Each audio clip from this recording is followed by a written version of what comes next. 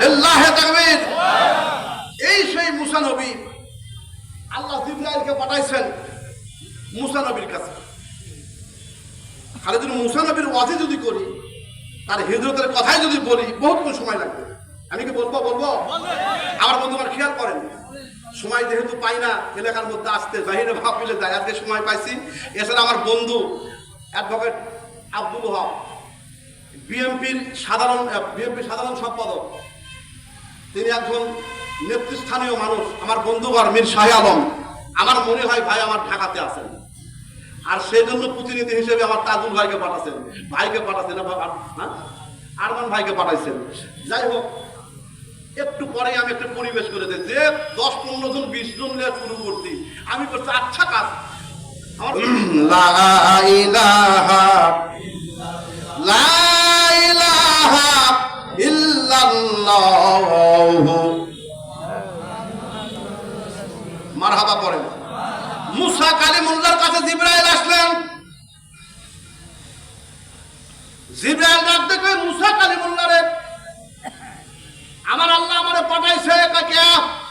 কয় আপনার হায়াত শেষ। কি শেষ? আরো ধরে কোন কি শেষ? হায়াতের মালিককে? আল্লাযী খালাকাল মাউতা ওয়াল হায়াতা লিয়াবলুয়াকুম আইয়ুকুম আহসানু আমালা ওয়া হুয়াল আজিজুল গফুর।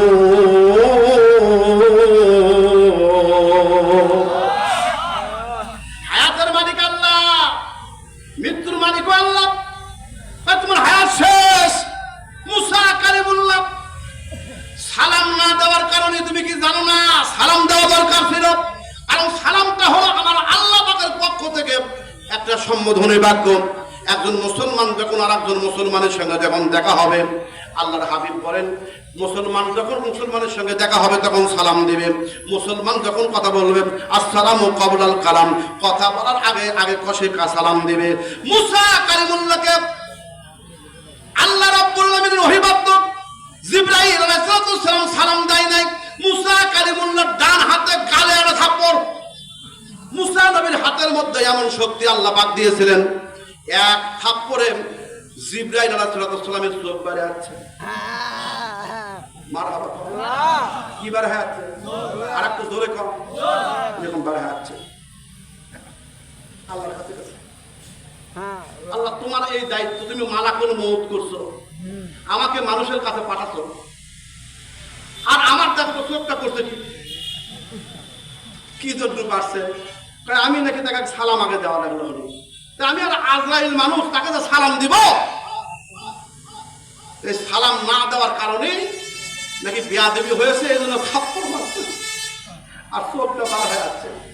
আল্লাহ রাব্বুল আলামিন তার কুদরতি হাতটা দিয়ে চোখটা তার নিজস্ব জায়গায় দিয়ে আল্লাহ ডাক দেয়, তোমার এখন আবদার কি? কয় আল্লাহ এই দায়িত্ব আমার দ্বারা সম্ভব না। আজরাইল কয় এই দায়িত্ব আমার দ্বারা সম্ভব না, এই দায়িত্ব আমি পালন করতে পারবো না। আল্লাহ মুসা নবীকে ডাক দে, কয় আল্লাহ আজরাইলকে ডাক দে, কয় আজরাইল রে, ও আজরাইল রে, তোমাকে দায়িত্ব দিয়েছি, তোমাকে মালাকুল মউত আমি আল্লাহ পাক বানাইছি। আজালুহুম লা ইস্তাখিরুনা সাআতাও ওয়া লা ইস্তাকদিমুন।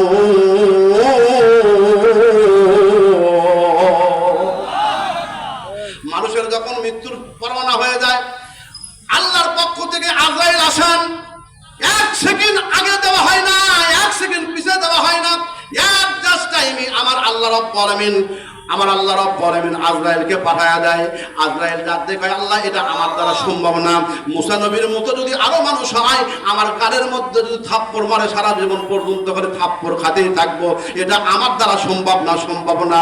আল্লাহ ডাকতে কয় মুসা নবী রে, আজকে তোমার এই থাপ্পড়ের পরে আমি আল্লাহ ঘোষণা দিলাম, আর পৃথিবীর বুকে তোমার কোনো দোষ হবে না। আজ থেকে মানুষের জীবনকে আমি হরণ করব, একটা না একটা ওসিলা দিয়া। তাজুল ভাই যদি আব্দুল ওয়াহাব যদি মহাস্থান না যায় তাহলে একটা ট্রেন এসে অথবা একটা গাড়ি এসে যদি অ্যাক্সিডেন্ট এখানে হয় না, আসলে ওখানে তার তকদিরে আছে এই পর্যন্ত দোষটা যে গাড়ির হবে এটা মুসা নবী আলাইহিস সালামের থাপ্পড় মারার কারণে আর জিবরাইল আজরাইলের চোখটা আসার কারণে আল্লাহ পাক দান করেছে। চিৎকার দিয়ে বলা যাবে কি মারহাবা। দুই হাত টান টান করে বলেন আল্লাহু আকবার, লিল্লাহি তাকবীর। এই সেই মুসা কালিমুল্লাহর কথা বলছিলাম। আল্লাহ ডাকতে কই নবীজি আমি আপনার হাতটাকে ধরতাম, ডান হাতটা ধরতাম, সুম্মা লাকাতানা মিনহুল ওয়াতিন।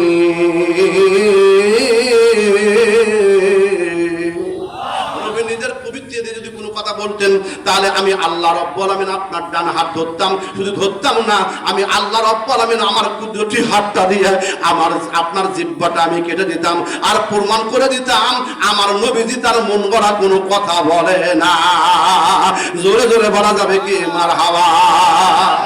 ও মুসলমান জাতিরা, জিবরাইল আল্লাহর হাবিব সাল্লাল্লাহু আলাইহি ওয়াসাল্লাম আবু বকরকে রাতের বেলা সঙ্গে করে নিয়ে মক্কা মদিনা হলো মনে করেন এই দিকে না যাইয়া আল্লাহর হাবিব সাল্লাল্লাহু আলাইহি ওয়াসাল্লাম এই দিকে চলে গেলেন। যারা হজ করতে যারা গেছেন তারা দেখেছেন বন্ধুগণ, মদিনার দিকে না দিয়ে মদিনার উল্টার দিকে গেলেন। হাঁটতে হাঁটতে হাঁটতে হাঁটতে অল্প একটু পরেই তিনি বালু পেলেন। আল্লাহর হাবিব ডাকতে কয় ও আবু বকর রে, তুমি একটু আমাকে তোমার ঘাড়ের উপর নাও, কাঁধের উপর নাও। ইয়া রাসূলুল্লাহ, ইয়া হাবিবাল্লাহ। কেন কেন কেন? ও আবু বকর রে, তুমি জানো না আবু জেহেলের কেমন বুদ্ধি? আমার পায়ের পদঙ্ক অনুসরণ করে আমি কোন দিকে যাব এটা সে অনুসরণ করে আমার পিছে পিছে চলে যাবে। আমার পায়ের পাদঙ্ক থাকবে, বালুর মধ্যে দেবে যাবে, আর এটা দেখে দেখে আমি কোন দিক দিয়ে আমি মক্কা মদিনায় চলে যাব এটা দেখতে পাবে। তুমি একটু তোমার ঘাড়ের উপর নাও, আমি রাসূল তোমার ঘাড়ের উপর চড়ে মদিনার দিকে যাইতে চাই। আমি সাউম গুহার দিকে যাইতে চাই যাতে করে আবু জেহেল যেন বুঝতে না পারে।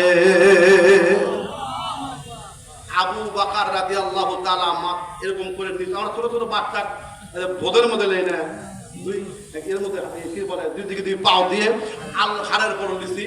ঘাড়ের উপর এরকম করে ছোটবেলায় আমরা যেরকম নিয়েছি আল্লাহর হাবিবকে আবু বকর রাদিয়াল্লাহু তাআলা ঘাড়ের মধ্যে এরকম করে নিয়ে আবু বকর উঠছে।